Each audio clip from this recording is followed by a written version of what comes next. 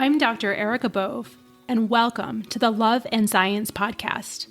I'm your host, and also the founder of Love and Science, Thriving Through Infertility. I'm so excited you're here today. With over a decade of experience helping thousands of women just like you, I empower professional women to build their families with confidence and compassion. Let's dive in.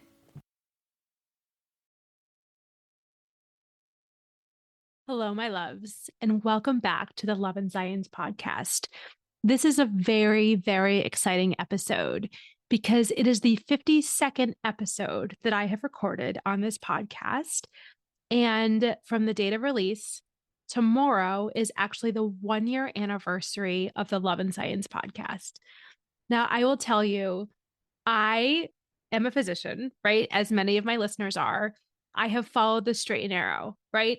If you had told me at the age of 14 that I'd be starting a podcast someday, I would have just looked at you like you had 10 heads because, it's adventurous and it's creative and it's so many things that clinical medicine is not generally thought of as being, right? It's like, take this test, do this medical school, take these more tests, do this residency, and you just kind of do the next indicated thing. But I do think that for many of us, there's this creative urge to truly create, to think outside the box, to figure out how our unique gifts can contribute to the world. And as I think about my unique combination of my experience and my love of women's health, I think of the hours and hours I spent, in training through OBGYN and REI to learn the science and to learn the skills, the sort of empath nature of myself where I pick up on things that maybe are very subtle or other people may not even be aware of because at every single moment I'm emotionally reading the room. All those things combined are what led to me forming Love and Science and also really wanting to bring this message to as many people as possible that there is hope on your fertility journey, not just hope of having a baby, right? Because for most people, that will be the reality, but also that you don't have to suffer, right? I think about so many things in life are inherently painful, and infertility is certainly one of them. But the suffering that happens because of the fertility journey, that can be mitigated, that can be shared, that there are tools to help with that. And so, as I reflect on a year of the Love and Science podcast, I think about so many beautiful conversations I've had with guests on the show. I think of hours of journaling and brainstorming and thinking like, how can I reach my people? How can I, how can my message resonate? How can I ease the pain? How can I, say something which inspires and makes people feel not so alone?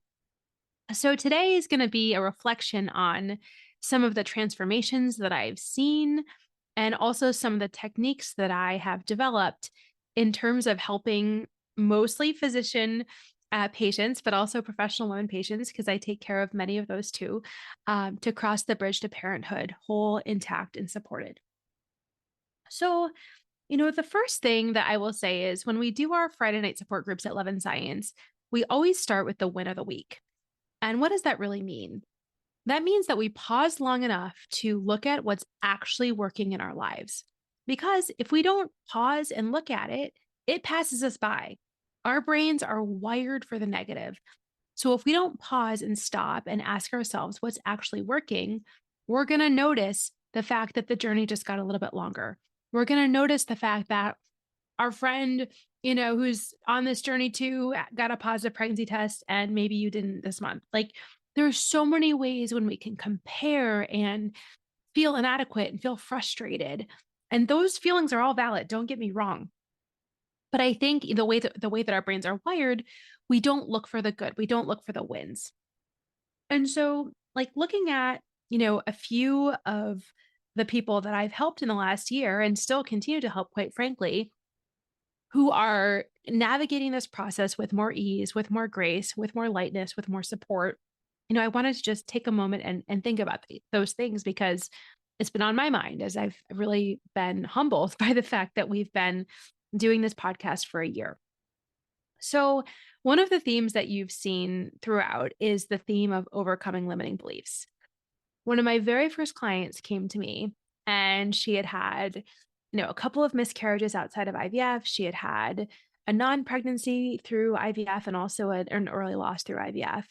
And she was like, listen, like people told me that generating euploid embryos was going to be the thing that was going to get me, to parenthood. And now I've had 2 embryo transfers, euploid transfers, nonetheless, without success. And she said to me, she was like, it's not possible for any of these other embryos to work. And she was fortunate to have several, but in her view, she had only gotten bad news, and bad news was the only eventuality of what was possible. And I think, if you're listening to this and you're on this journey, that makes total sense, right? Because it's like, why would things go well for me at this point? I've only gotten bad news. I'm the 5% or whatever it is, right? So, we worked together for several weeks and what we uncovered was some limiting beliefs in terms of like not feeling worthy, not feeling deserving of parenthood. And a lot of the external voices that this person had been exposed to over the years actually started to become the internal voices that were creating a negative tape, basically telling her it wasn't going to happen.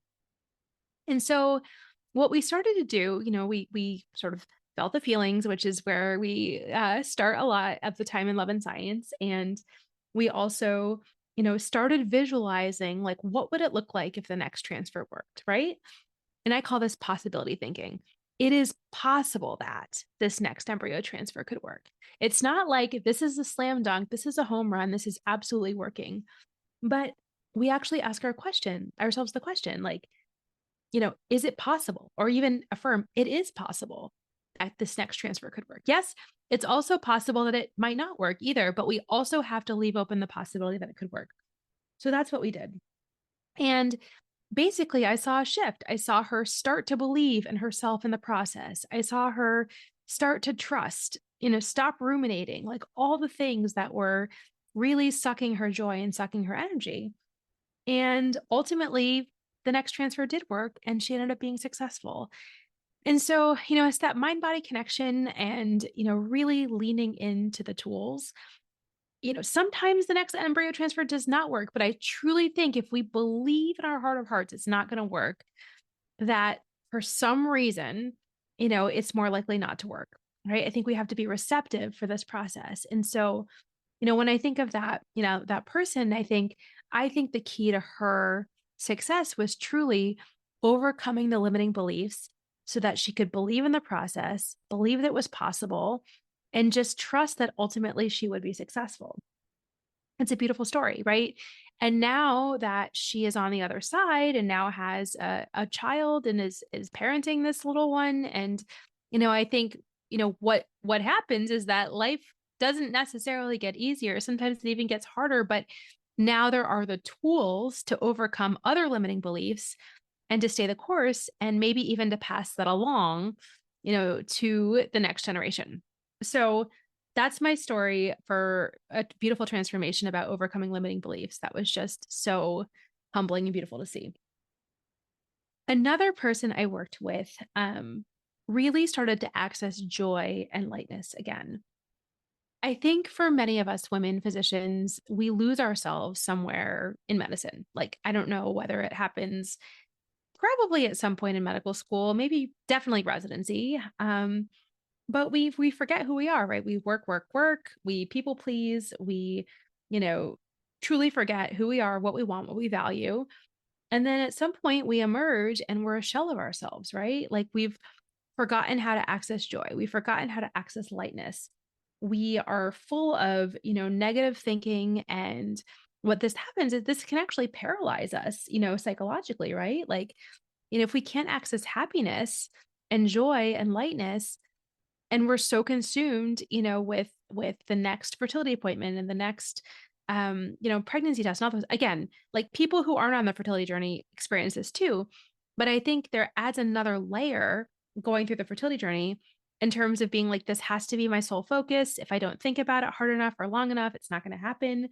And, it's all I can think about. There's nothing else in my life right now that I can even give space to mentally. And this is very bothersome. It's troublesome, right?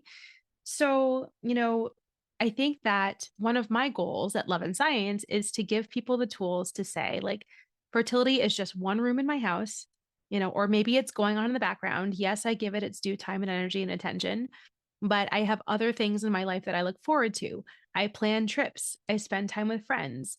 I go to yoga. I have an exercise routine. You can listen to the episodes I recorded on exercise. Like, fertility does not need to be the only focus, nor should it be, right?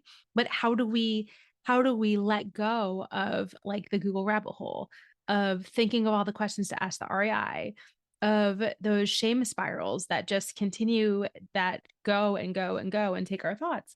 What do we do about that? So, part of my antidote to that is finding a way to help people make empowered choices.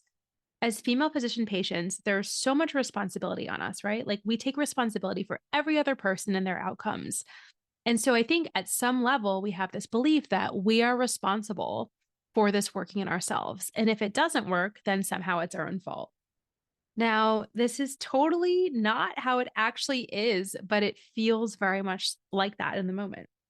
So, when I can provide some scientific knowledge, when I can provide my experience, and combine it with, the patient or the client's values and goals and choices, it's really a dynamite combination because when we are making empowered choices that are grounded in evidence and science and values, when we are making those choices, then we can say, okay, I've made a thoughtful choice. I have my A team. I'm trusting the process. And that automatically frees up more energy for other things. So, many of my clients will say, I'm now reading a book about, XYZ. I'm now able to watch a movie on the couch with my spouse on a weekend night and not be thinking about 5 million other things. I'm able to get my period and not feel entirely wrecked by it because I do trust that the process is going to work eventually. Right? These are things that my patients and my clients tell me all the time. And so, I think that when we believe that we're making good choices, when we believe that we have people who believe in us in our journey, that takes off a lot of pressure so that we can experience joy, so that we can experience lightness, so that we can have a whole conversation and not even think or talk about the fertility process with our partners, right? So I give that as a homework assignment. I say, go to a place and the rule is you can't talk about fertility, right? Just because there has to be some sacred space that is devoid of that. Again, yes, it makes sense to have space that where we do talk about it, but it's important to have space that's free of that too. So, injecting joy, injecting lightness. I have my clients make a joy 10 list, joy 20 for bonus points, right? Of the things that bring them joy, and to do one of those things every single day. And at first, this feels like work, but then over time, it starts to feel like second nature. And that's the point is, finding those sort of pathways through the woods that are not yet so developed, but by these disciplines, by these tools, by these practices, these these practices actually bring joy. They actually bring lightness. They actually bring perspective. And then, if the time keeps moving forward, the fertility journey keeps moving forward, and then all of a sudden people are at their transfer, at their pregnancy test, whatever it is, and, they're a lighter version of themselves, which again, we deserve this to be just part of life, not all of life. And we deserve to have love and light and kindness and freedom alongside this journey. So, if this is resonating with you, let's figure out how to help you as well to have more lightness, more joy, more pleasure in your life because you really do deserve it. Just like this one client of mine, right, who now says, yeah, yes, the fertility process is going on, but it's not front and center. It's not all I can think about. And I have so much energy for more things. So let's talk about one more example of a transformation I've seen. And this really relates to calming the nervous system, right? So rumination loops are so common. The anxious brain, the curious brain loves to think in these ways because it makes us feel very powerful, right? So we have a thought, we circle around, we feel like we're solving it, we come back. But rumination, I mean, if we think about what that actually is, that's just like being on a stationary bike and not going anywhere. I actually did a wonderful podcast one time with Christy Angevine And I can post the link to that in the show notes. But rumination is like this sort of endless cycle. And unless we have the secret trapdoor out, right? Unless we can figure out how to break the rumination loops, we are beholden to them, and they steal our energy and they dominate our thought patterns. And so, triggers can certainly bring on these rumination loops. Uncertainty can bring on these rumination loops. Um, Maybe, sort of doubting, the plan that your REI has for you. Maybe if it's very similar to something that has happened in the past. Now, I will admit, as an REI, sometimes the right thing to do is a very similar version or the same thing of something that has already been tried, because a lot of this is probabilities, right? But I do think that there has to be a thoughtful approach where you, the female physician patient, has access to the why of things so that you can say, okay, I'm going to calm my nervous system. I'm going to stop ruminating. I'm going to understand where the ruminations come from, because perhaps I feel out of control. And I'm going to think about how I want to feel. Maybe I want to feel calm. Maybe I want to feel empowered. Maybe I want to feel accepting, right? But I'm going to figure out what I need to think, my mantras, what I need to remind myself of, so that if I start to catch myself going down those pathways of rumination loops, I can actually press the pause button, back up, think about how I actually want to think about things and feel about things, and then redirect in that direction. And sometimes this is just 1% shifts. This is not anything super dramatic, right? But when you know to have awareness of those thoughts and those feelings that are not serving us, right? This happens every single day. Then we can actually stop that process, find the secret trapdoor out, and then redirect, right? So, what my clients tell me is that they feel more grounded, they feel more steady, they feel more calm, right? They don't have to indulge in those thought patterns, which I can't think of anything more empowering than, being able to stop that train, because we all know that in the past, like sometimes we can't sleep, sometimes we can't enjoy a weekend away with our friends or family because we're so stuck on these thoughts. And so I want to give you the tools to be free, like free mentally, free physically, free in every single sense, because you really deserve to be free. You deserve to have that mental space, and you deserve to be able to think about what you want to think about and feel how you want to feel.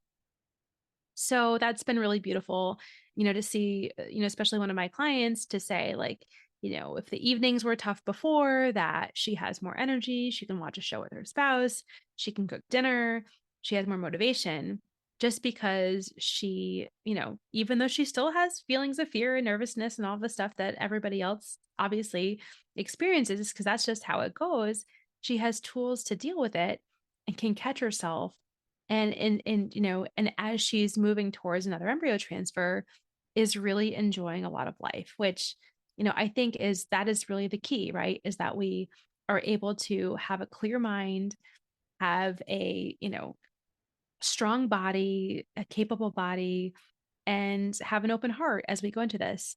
And that's what we're trying to do at Love It Science, is to create that amazing but hard to achieve combination.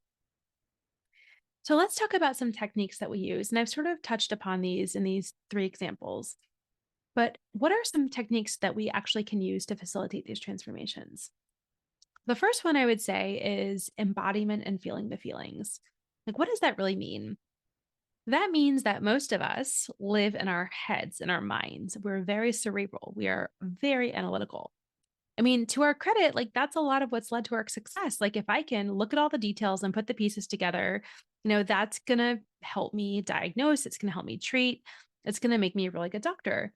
Now, if I'm thinking about my own body in that way, if I'm thinking about just always analyzing, always, playing over conversations in my mind, if I'm thinking about, worries about the future and what if this doesn't work and what if it never works and what if, you know, I'm never a parent and what if I lose all my friends? Like, we know where all these thoughts go, right? All those things are in the mind.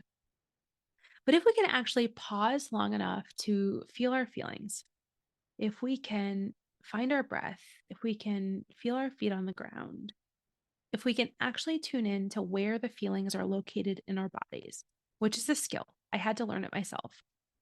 But when we can start to understand that feelings have different energies to them, right? Like for me, anger feels a certain way. It's usually located in a certain place. It's fiery, it's hot, it's tense. And I really need to breathe through that anger to have it dissipate, right? I have shame, like shame. I hate that feeling. I hate feeling it. But again, like I always joke, I'd rather clean a toilet and feel my feelings, even though this is what I do. This is my life's work. I think I can communicate this so well because I understand I do not enjoy feeling my feelings. Although I know if I do not feel my feelings, that they will come out in strange ways. It's like whack-a-mole at the fair. If I don't address it like the first time, it's just going to come out in sideways, right? And so, what we do at Love and Science is we actually practice feeling our feelings, right? We have meditations, we have breathing exercises. I will lead people through in real time when I feel that there's something that needs to be felt, right? And it's amazing how just connecting to the breath, connecting to the moment, identifying the feeling, understanding where in the body it is and how it feels exactly in the body, not just in the mind, but in the body, how we can breathe into that feeling, we can transform it, or we can actually learn what it's trying to teach us. It's a very powerful thing. So, embodiment and feeling the feelings, our bodies have so much wisdom, right? Like we know when our bodies are spent on the fertility process. We know when we need to take a break from work to recharge and have our priorities in line. We know when we have to say no to somebody who wants something from us. Maybe it's a paper by a certain deadline, or maybe it's, something at work. Maybe it's even a family request. Our bodies know what we need to do and what don't we need to do, right? Although a lot of us are not taught to listen to our bodies. Actually, in fact, we're taught to not listen to our bodies. We're taught to reject our bodies. It's like, oh, you have to pee. No, you don't. Just see three more patients. Oh, you think you're hungry and you're in the OR? Well, too bad. You can't scrub out and eat. Oh, the list goes on. Like, we really deny our bodily needs. Oh, you don't need to sleep either, by the way. And by the way, you're not even a human being. Like, of course we're humans, but I think, we get this message that you can't be sick, you can't be tired, you can't be hungry, you can't have to pee. And so we start to tune out these signals over time. So a lot of what I teach is actually finding out what the body is trying to tell us, right? The body knows, the body keeps the score. And we're not talking like in a fear-based way, but in a way that we actually listen and say, like, I think I'm tired. I think I need a rest. And then I'll get back to whatever it is I need to do. Or, perhaps I'm feeling lonely. I really think I need to contact my friend. I'd really like to connect with somebody right now. I think that might calm my nervous system and help me feel better. Maybe it's like I need to read some poetry. That's going to reset me. But again, how do we know unless we're not familiar with our inner landscape, right? Maybe something's weighing on us. Maybe we had a conversation we don't feel proud about and we know that we need to make it right somehow. Like, how do we do that? We tune into the body. We're like, oh, I'm feeling guilt. Huh. Guilt, what do you have to teach me? Oh, I have unresolved feelings about that conversation I had earlier. And I really do think I need to take responsibility. Okay. Right. So we breathe into that feeling. We try not to go down a shame spiral, but we really do appreciate that our bodies can hold so many feelings at the same time. And so learning how to listen, learning how to interpret those signals is a really, really powerful tool. And trust me, you know this too. There are so many intense feelings on the fertility journey: anger, rage, frustration, shame, sadness, grief. I mean, you name it. I mean, there's also ones that we associate with more positive things too, like, joy and lightness and hope and calmness and, support from a community. Like it really depends on what's going on that day and what the situation is and what the thought processes are, right? But I do think that we need to have a mechanism for processing these intense emotions. Otherwise, they will eat us alive and or we'll develop some addiction that is really not good for us. And it's just painful, right? It's really painful. So let me help you get the tools to feel your feelings and to learn this embodiment work. You will never be the same. Another tool that I love to use, I talk about this every single day, is authentic hope. Even today in my clinic, I was able to use it in a situation. So, what is authentic hope? Authentic hope is really hope grounded in science. I do not believe in false hope. I do not believe in toxic positivity. I do not believe in any of that, right? Because what is that but just lying to ourselves, really? But what I believe in is looking for scientifically based reasons why it makes sense for somebody to keep going on the fertility journey. Maybe you're a person who makes blastocysts. And that's, even though you don't have that many eggs, maybe you your embryos tend to grow and at some level that if you can make enough blastocysts, we're going to get to a good one, right? That's a feather in your cap. Perhaps you have secondary infertility, and I know that's its own particular struggle, but we know your uterus has gonna been a good home for a baby before, and that we can hang our hat on that. Maybe you have a young age and you have good egg reserve. There's that. Maybe you don't have the best egg reserve, but you have good insurance coverage and you can do a number of cycles, right? So there's all these different combinations of things. Nobody has the same two factors for authentic hope because each person is their own unique individual. But I do think, again, just like the win of the week, like we talked about in the beginning, we need to focus our attention on what is actually working, right? Like if we looked at our bank account and we were like, oh, but it's not this much yet, right? Like that would always make us feel bad. But if we can look at it and say, I've worked hard, I've saved money, I've met these financial goals and look at it from that perspective, it's just a different mindset, right? So let's think about sort of hope differently. Let's think about it authentically. Let's think about it in an evidence based, scientifically informed way. And let's use that as gas in our tank when we start to get tired and the times get tough. So, each person, like I said, has their own combination of factors for authentic hope. We can have a conversation. I could help you identify yours. Of course, these things can evolve over time too, but I think to really be able to sink our teeth into something real when there can feel like so many uncertainties, I can say, listen, if you do this many embryo transfers, this is your chance of success. And I think, hearing those numbers and looking at situations and seeing what can be tweaked, oh, you didn't have this diagnosis the last time we spoke, but now you have more data and now your treatment plan can be tailored, based on XYZ reasons. Like even that in and of itself is a factor for hope. So I think you get the point. I don't mean to belabor it, but let's find scientifically based ways to look at the situation instead of fear-based responses that just tell us that everything's going wrong and it's never going to work, because left to our own devices, that was the path of least resistance. The third tool I want to talk about is mindful self-compassion. And if you've listened to my work or worked with me ever, you know that I use Dr. Kristen Neff's framework for mindful self-compassion. There's really three components. The first one is self-kindness, which is the opposite of self-judgment. The second is common humanity, which basically means anybody in my situation would be feeling this way right now. And the third is mindfulness. So it's this amazing combination of things, which is mindful self-compassion. So sometimes we are mired in the past and we have a really hard time getting into the present moment.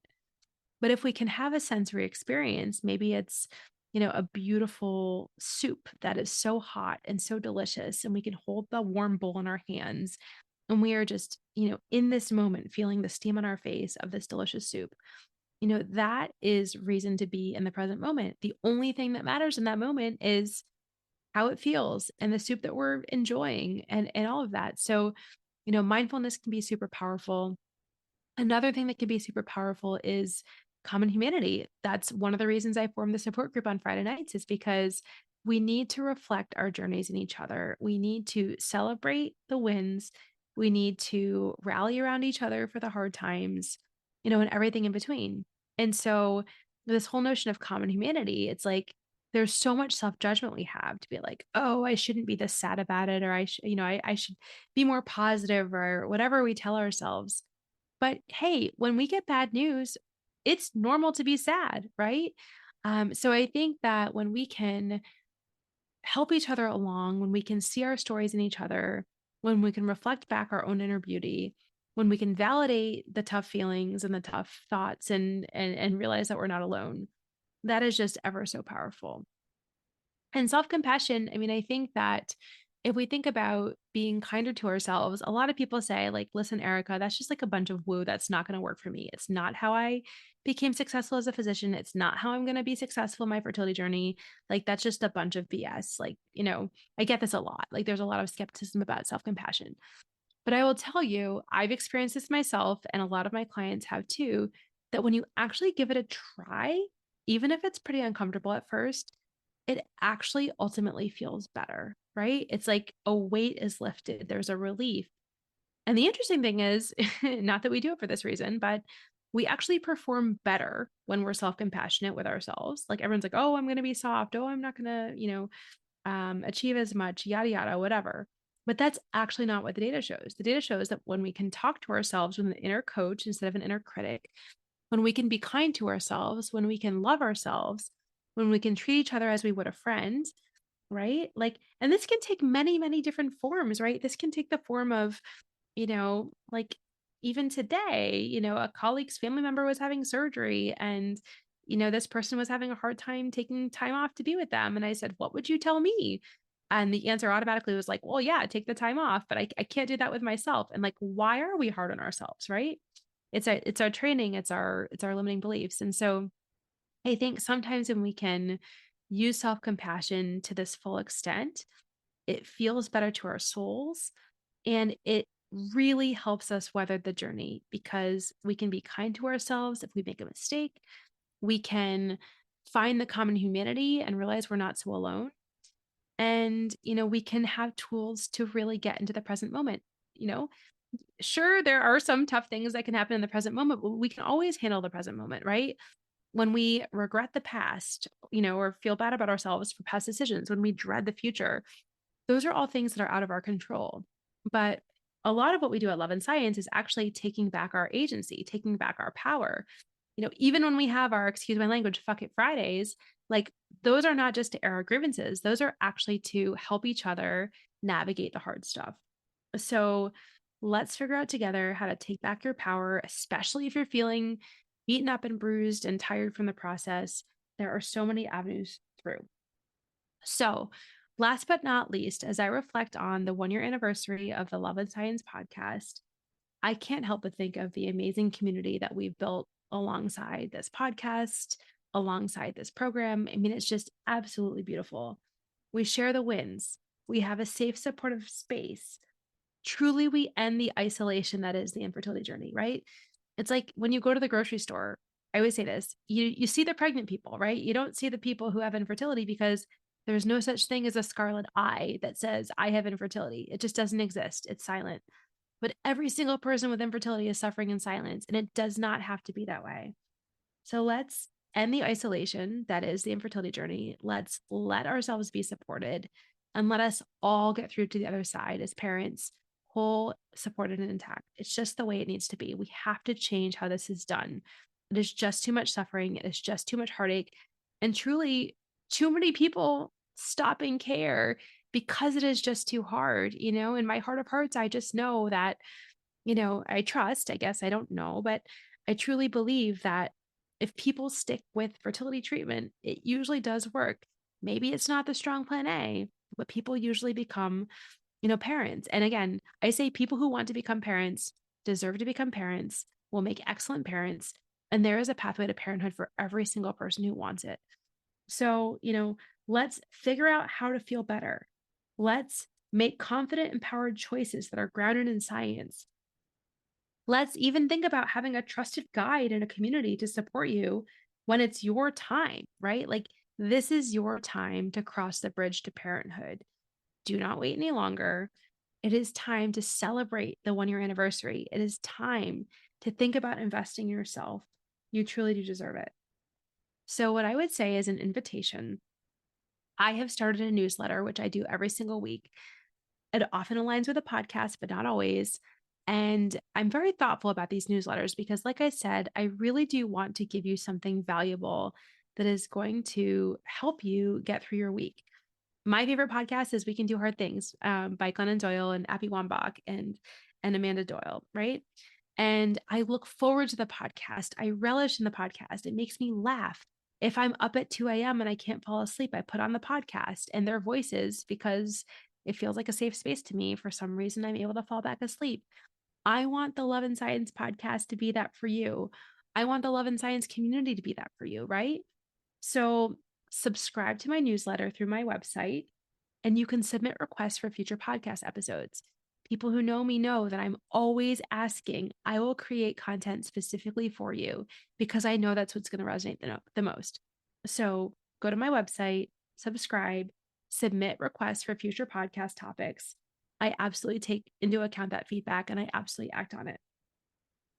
And when you do subscribe to my email newsletter, I will reveal some of the upcoming topics for the Love and Science podcast in the foreseeable future. So let's continue the momentum of healing and growth. Know that I'm rooting for you always. Happy birthday, Love and Science podcast. It would not be the podcast in this community without each and every one of you. Thank you for listening on every single continent. I just learned that this week. Every single continent we've reached. And I just know I can feel the community growing. So know that I love you. Know that I'm rooting for you always. And let us celebrate this milestone together. I love you. Bye. Thank you for listening to the Love and Science podcast. I'm so glad you joined us today. If you found this conversation valuable, if you could please rate, review, and share this podcast with your trusted people, it would mean so much to me. If you want more tools to help you navigate the fertility journey, please book a discovery call with me today. The link is in the show notes. Please do not let infertility have the final word. I'm here to take the burden from you so that you can achieve your goal of building your family. In gratitude, this is Dr. Erica Bove. I'm rooting for you always.